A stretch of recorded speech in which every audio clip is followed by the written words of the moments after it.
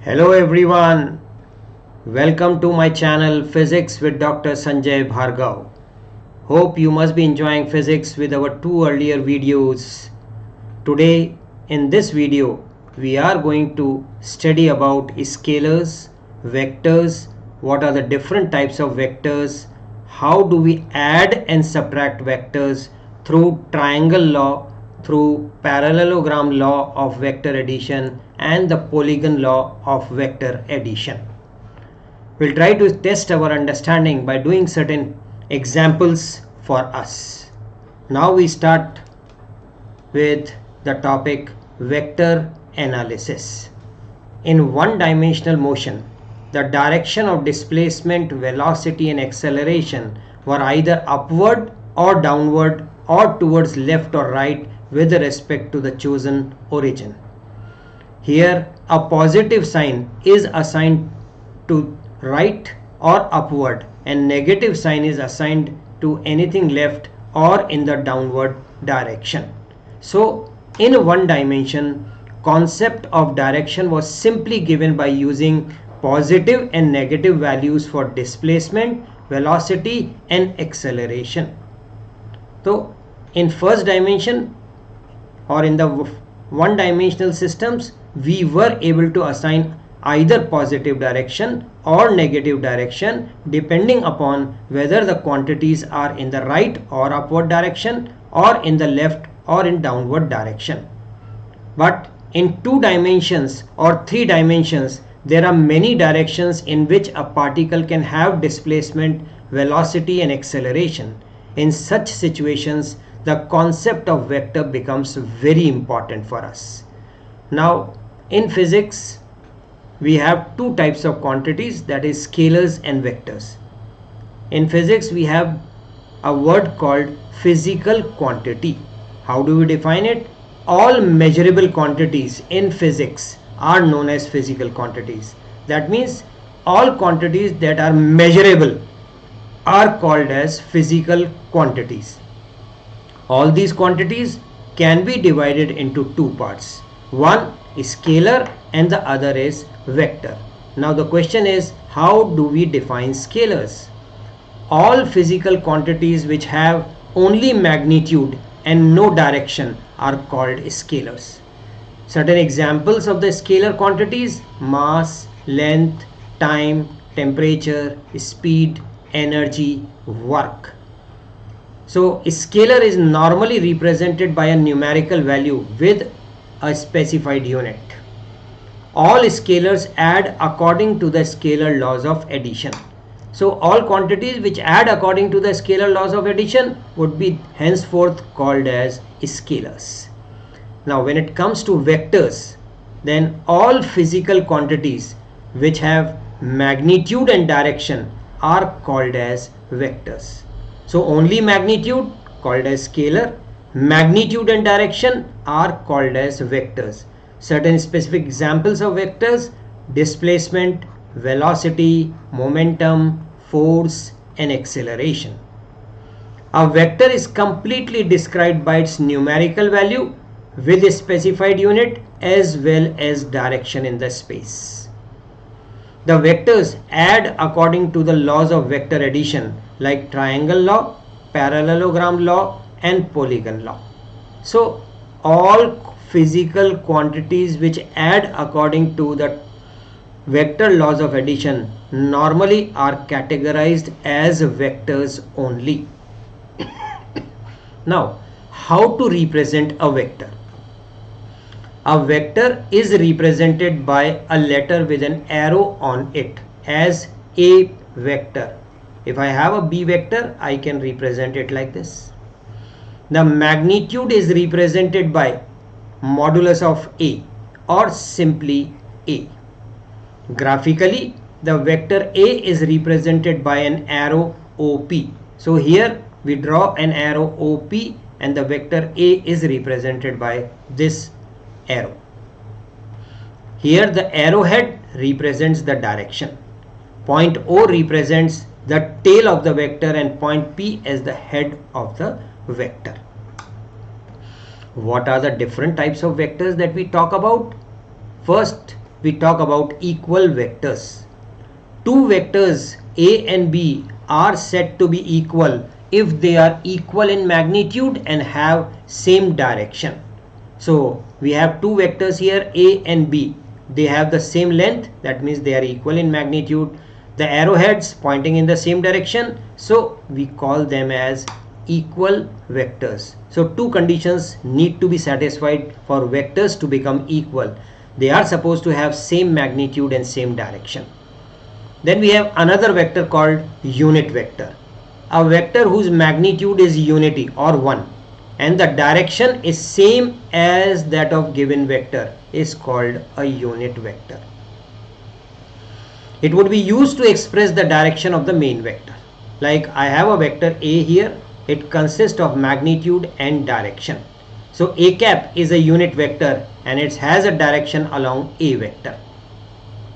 For convenience, to express the x direction, we have I cap as the unit vector. To express the y direction, we have j cap as the unit vector, and for z direction, k cap would work as a unit vector. So I cap represents x direction, j cap y direction, and k cap z direction. Now the question is, what are collinear vectors? The vectors which either act along the same straight line or along parallel lines are called collinear. So both these vectors acting along the same line in the same direction are said to be collinear. Now here we have two vectors having the same direction. They may have different magnitudes, but since they have the same direction, they are called as parallel vectors. Here we have two vectors A and B both pointing in the opposite direction. Due to opposite direction, they are called as anti-parallel vectors. Then we have a word called co-initial vector.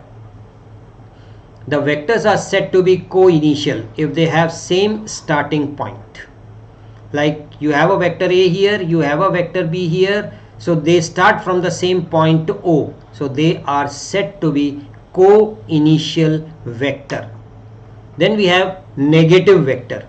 A vector is said to be negative of a given vector if they are equal in magnitude and opposite in direction. Like I have a vector A pointing towards right. Then I have minus of A.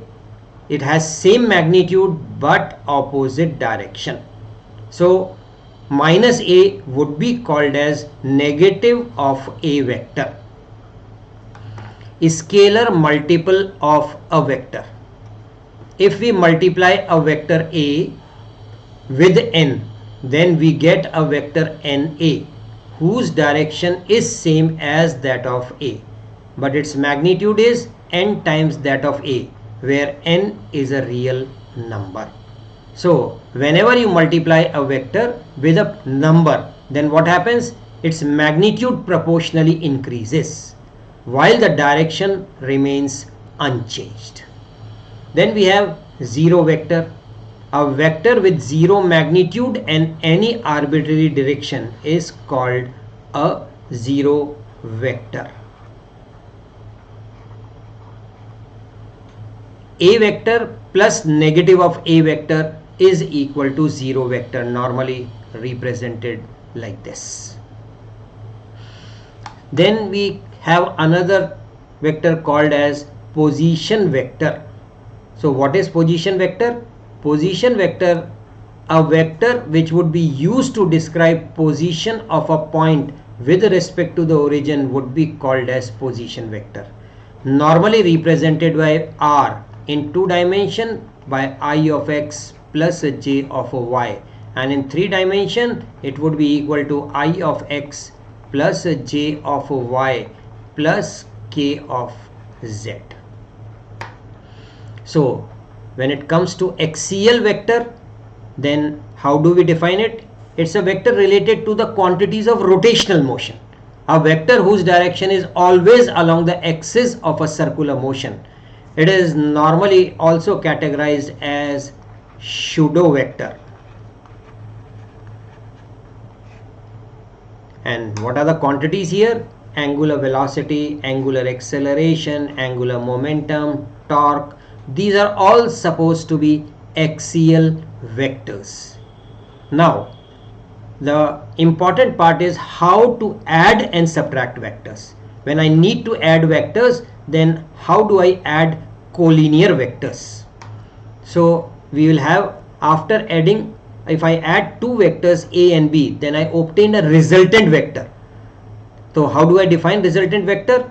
I say the resultant vector of two or more vectors is that single vector whose effect is the same as that of the given vectors when acting simultaneously.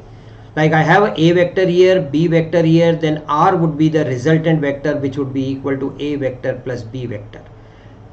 Then I have two parallel vectors a and b. They could be added as a resultant vector. R is equal to a vector plus b vector. Then I may have two anti-parallel vectors a and b.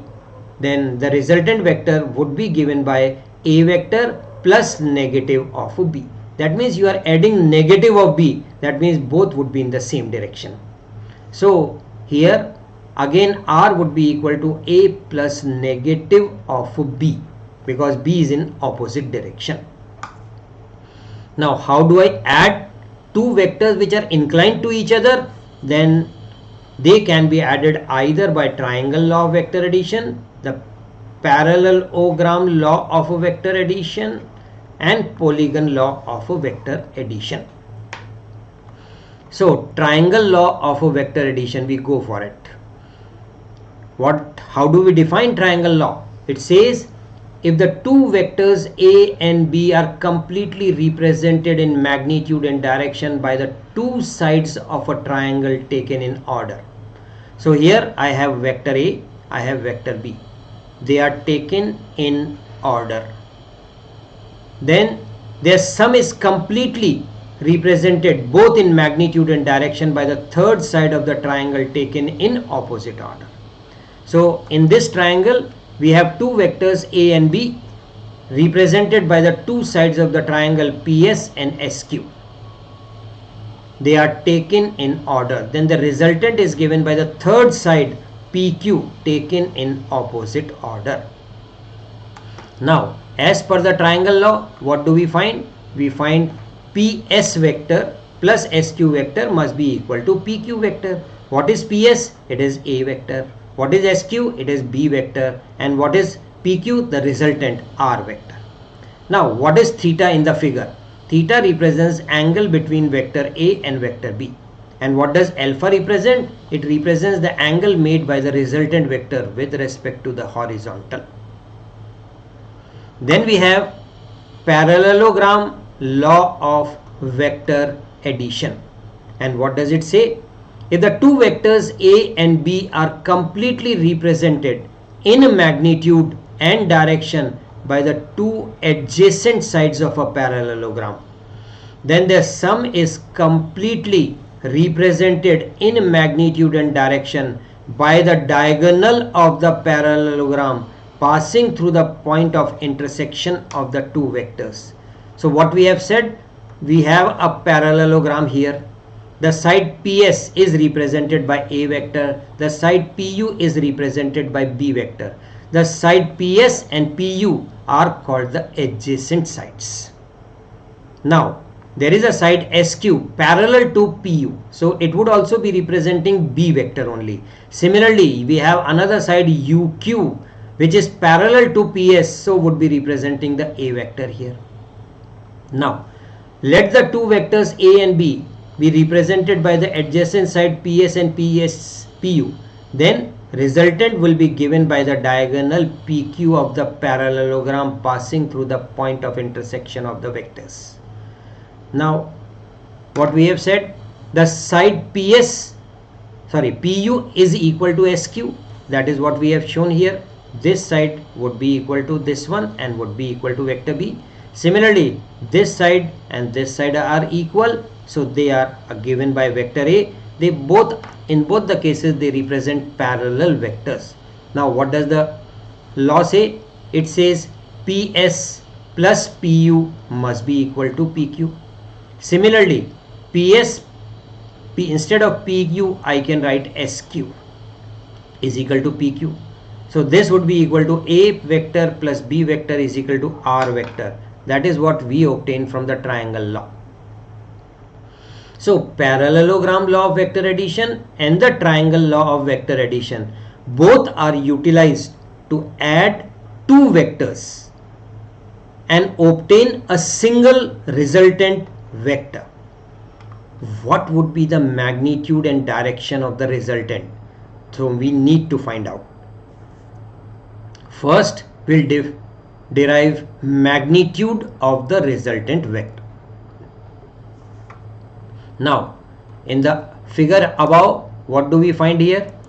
We can always drop a perpendicular from point Q, and this lies on the extended line of PS till T. Now this angle theta. So I have a triangle here Q, S and T. I can calculate sine theta and I can calculate what would be the value of cos theta. Sine theta means perpendicular QT upon the hypotenuse SQ. Similarly, cosine theta would be equal to base, that is ST, upon the hypotenuse, that is SQ. That is what we have written here. In the triangle QTS, sine theta is this way. QS is equal to B, so QT would be equal to B sine theta. Cos theta, we can write ST upon QS would be equal to ST upon B, or ST would be equal to B cos theta. In that right triangle PQT, just let us see. Here it is P, Q and T. So I can write PQ ka square would be equal to PT ka square plus QT ka square. So here, using the Pythagoras theorem, we write it as PQ is equal to under root of PT ka square plus QT. And what is PT? It would be equal to PS plus ST. And the value of PS is length of the A vector, and ST we have already written as B cos theta. So when it comes to PT, I can be allowed to write it as PA plus B cos theta. So here I can be writing A plus B cos theta ka whole square. Similarly, what would be the value of QT? Written as here B sin theta, so it can be written as B square sin square theta. Just simplify. If I open the whole square, I'll get A square plus B square cos square theta plus 2AB cos theta plus B square sin square theta. Here take B square common, sin square theta plus cos square theta would be equal to 1. So I'll be able to get A square plus B square plus 2AB cos theta. And what does PQ represent? Magnitude of the resultant. So this equation provides me magnitude of the resultant. And what does the magnitude of the resultant depend upon? It depends upon magnitude of the vectors A and B. Similarly, angle between the vectors A and B. So it depends either on the magnitude of vector A and B, or it depends upon the angle theta, which is the angle between vector A and B. Now to obtain the direction of the resultant, we have to go back to the figure here. Alpha represents the direction of resultant. So in this triangle PQT, calculate tangent alpha. It would be perpendicular QT upon the base, that is PT. So that is what we are doing here. Direction of the resultant. The resultant makes an angle, that is alpha with the horizontal. So tangent alpha is QT upon PT, and PT can be written as PS plus ST. So this would be equal to B sin theta upon A plus B cos theta.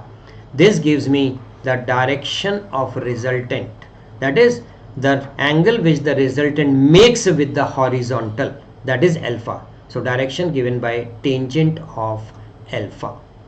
Now let us pick up certain special cases. Suppose when theta is 0, cos 0 would be 1. Then the magnitude of the resultant in that case would be given by A square plus B square plus 2AB, because cos 0 would be 1. This can be written as A plus B ka whole square. So R would be equal to R maximum and would be equal to A plus B. What would be the angle that would be made by the resultant? So here put theta is equal to 0, sin 0 would be 0. So anything 0 upon something would be 0. So angle alpha would also be 0. Now theta is equal to 0 means the two vectors are parallel to each other. When the two vectors are parallel, then magnitude of the resultant vector is equal to sum of the magnitudes of the two given vectors. When theta is pi by 2, cos pi by 2 would be 0. Then the magnitude would be given by r equals under root of a square plus b square. And this can be written as direction of the resultant, tangent alpha b into 1 upon a plus 0. So b upon a. That would be the angle that would be made by the resultant with respect to the horizontal. Now when theta is 180, that is cos 180 would be minus 1. So I'll get the magnitude of the resultant as a square plus b square minus 2ab, which can be written as a minus b ka whole square. So magnitude of the resultant would be minimum and would be a minus b. Here also, since sine 180 is 0, so tangent alpha comes out to be 0, or alpha would also be 0. Now when theta is 180, what do we mean? We are talking in terms of anti-parallel vectors.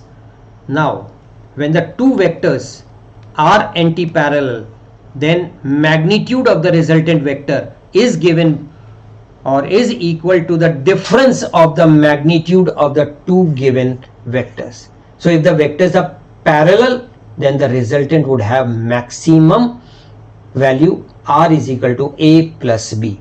And when the two vectors are anti-parallel, in that case the magnitude of the resultant would be minimum and would be equal to a vector minus b vector. Then we have the third law of vector addition, which gives me as Polygon law of a vector addition.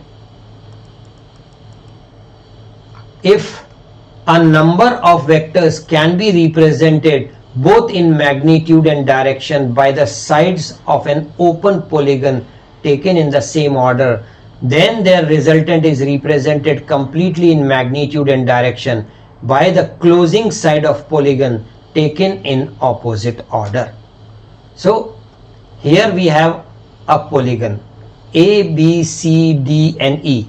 The side AB represented by vector A, BC represented by vector B, CD represented by vector C and DE represented by vector D. The resultant is given by the side AE, that is the closing side of the polygon in opposite order, which would be A vector plus B vector plus C vector plus D vector. Now what I can do? A plus B can be written as AB plus BC. C can be written by CD and D can be written by DE. Now from this triangle ACB, what I can say is AB plus BC can be written as CA. That is what is written here. So in this triangle ACD, what do I get? In this triangle I will get the side AC plus CD would be equal to AD. That is what is written here. In the third triangle ADE, in this triangle I am talking, then the side AD plus DE would be equal to the resultant side AE. So AB plus CD plus DE, so this can be written as AB plus BC can be written as AC and CD from this place. So this AC plus CD would be AD, AD plus DE would be equal to AE. Now note, the length or magnitude of a vector would always be positive because we write it as magnitude of A and magnitude of A is always positive. Angles measured in anti-clockwise direction would be taken positive, while those measured in clockwise direction are taken negative. Now let us look at certain properties of vector addition. Vector addition obeys commutative law. Now what does the commutative law say? A vector plus B vector is equal to B vector plus A vector. Now we like to prove it. We have here a parallelogram. AB represents A vector and AD represents B vector. The parallel sides here EB, CB, it represents B vector. Similarly, parallel to AB, I have CD, which is also a vector. Now, there is a triangle called A, B and C. In this A vector, that is AB vector plus BC vector would be equal to AC vector. That is what I have written here. AC is nothing but the resultant, so is equal to A vector plus B vector. Similarly, there is a triangle A, D and C. So there AD plus DC must be equal to R. So I can write B vector plus A vector should be equal to R. That is giving me equation number 2.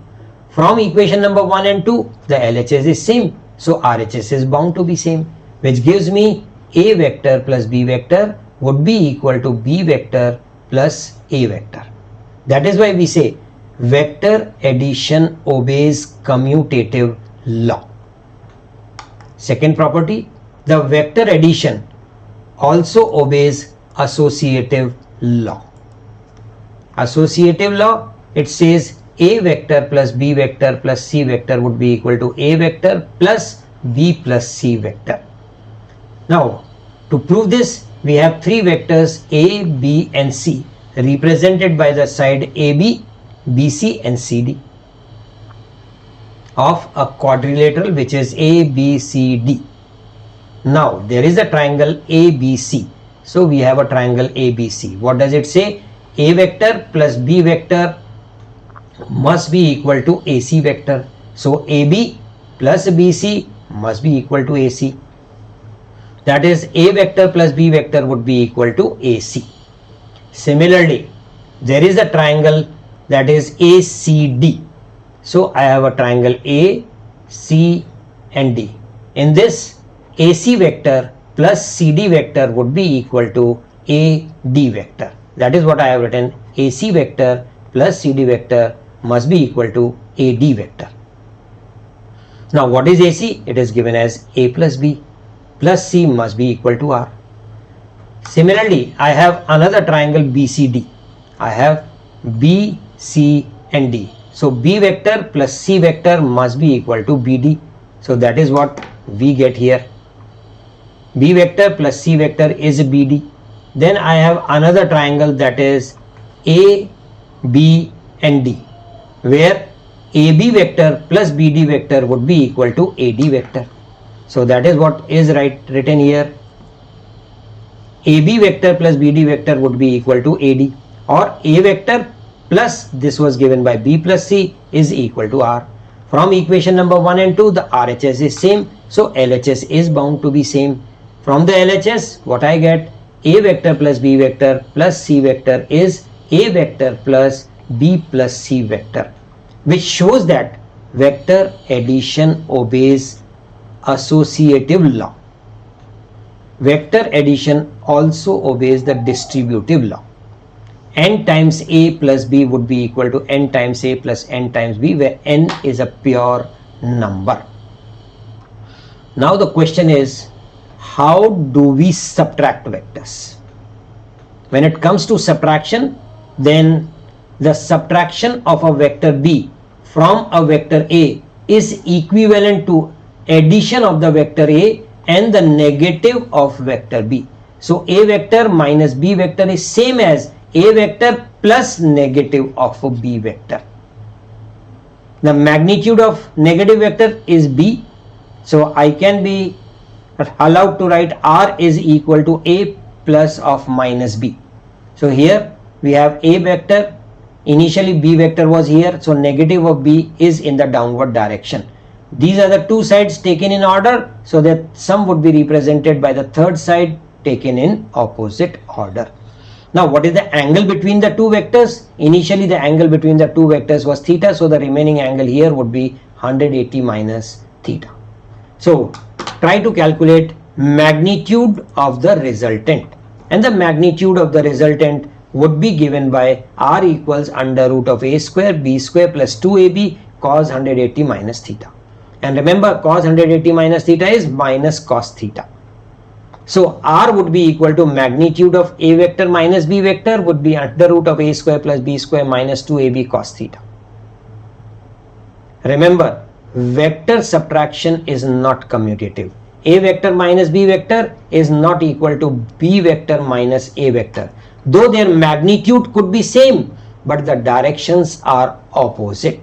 So we can say A vector minus B vector would be equal to minus of B vector minus A vector. That is, vector addition does not obey commutative law. Similarly, vector addition subtraction does not obey associative law. A vector minus of B minus C vector would not be equal to A minus B minus C. So when it comes to subtraction, we can say it does not obey either commutative law or associative law of a vector addition. Now let us check what we have learnt in this video through certain examples. When it comes to first example, it says a particle moves along east for 3 meters and then travels 4 meters due north. Find the resultant displacement. This gives me the sense of direction: east, west, north, south. So we have 3 meters east and then 4 meters north. These are the two vectors in order. So their sum would be represented by the third side taken in opposite order, and the angle between the two vectors, that is 90.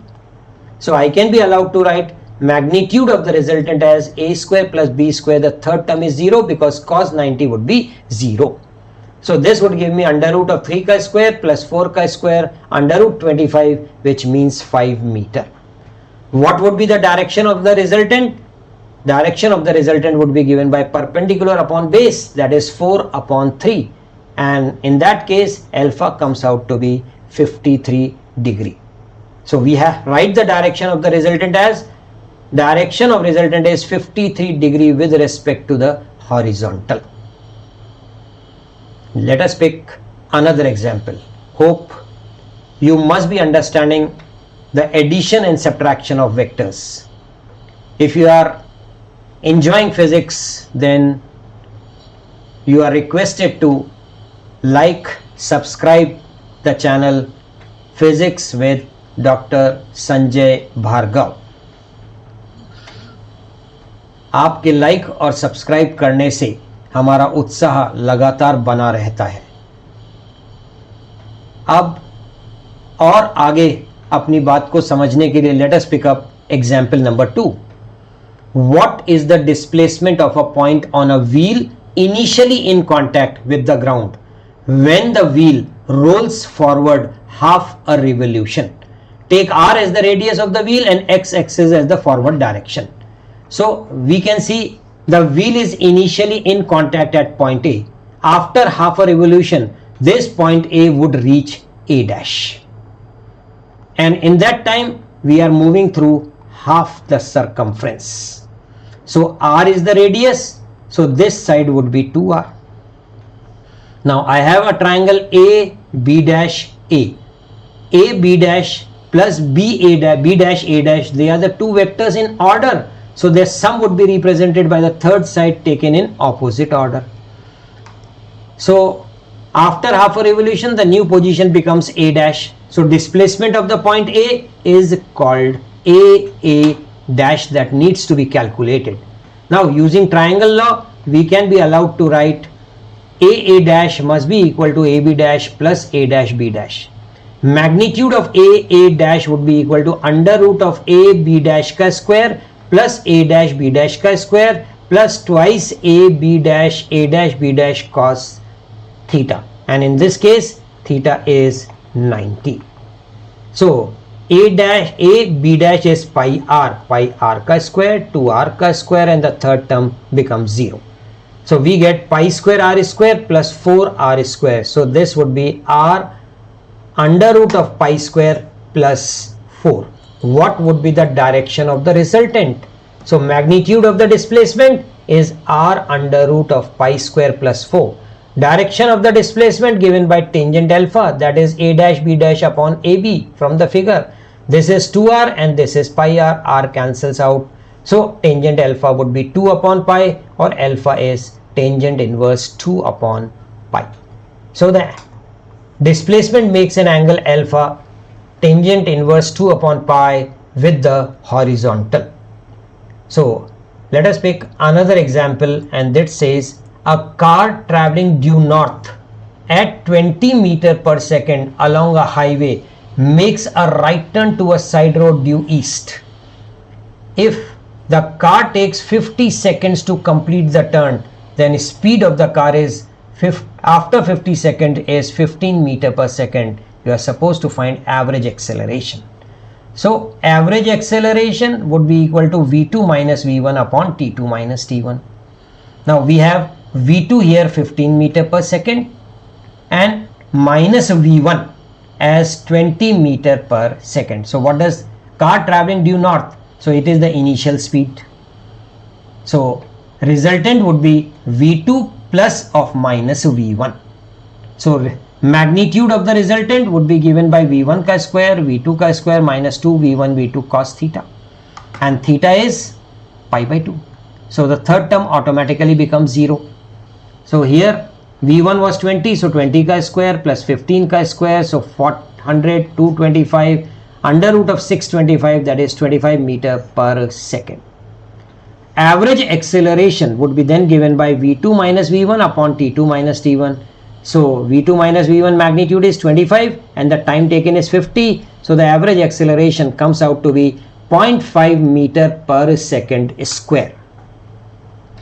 So another example, two vectors acting in opposite direction have a magnitude resultant as 10 units. If they act at right angles to each other, then the resultant is 50 units. You are supposed to find the magnitude of the two vectors. So let us imagine that we have two vectors A and B. What does it say? Two vectors opposite direction. So magnitude of the resultant is A vector minus B vector is equal to 10. So we have A minus B as 10. When they are perpendicular, theta would be 90, cos 90 would be 0. So we have under root of A square plus B square, and that would be 50 given here as here. Now use B as, or you can substitute the value of A as B plus 10 in this equation. So what I get, instead of A, B plus 10 ka whole square plus B square and 50 ka square is 2500. It's a quadratic equation, so I can be allowed to write it as B square plus 40b minus 30b minus 1200 is equal to 0. So factorize b minus 30 is b plus 40 is equal to 0. So b can have two values, 30 and minus 40. But negative magnitudes are never possible. And that is why we obtain the value of a as b as 30, and therefore the value of a would be 40. So hope, dear students, you must have followed scalars, vectors, what are the ways to add vectors according to triangle law, parallelogram law of vector addition, and the Polygon law of vector addition. How to calculate the magnitude and direction of the resultant. Addition and subtraction involves conversion of two vectors to a single vector, normally called as the resultant vector. उम्मीद करते हैं कि आपको ये video में दी हुई सभी चीज़ें अच्छे से समझ में आई होंगी।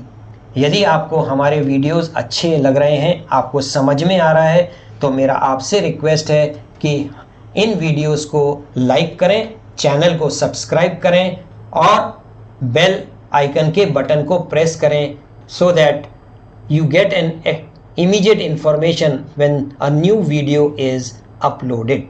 Thank you very much. See you in the next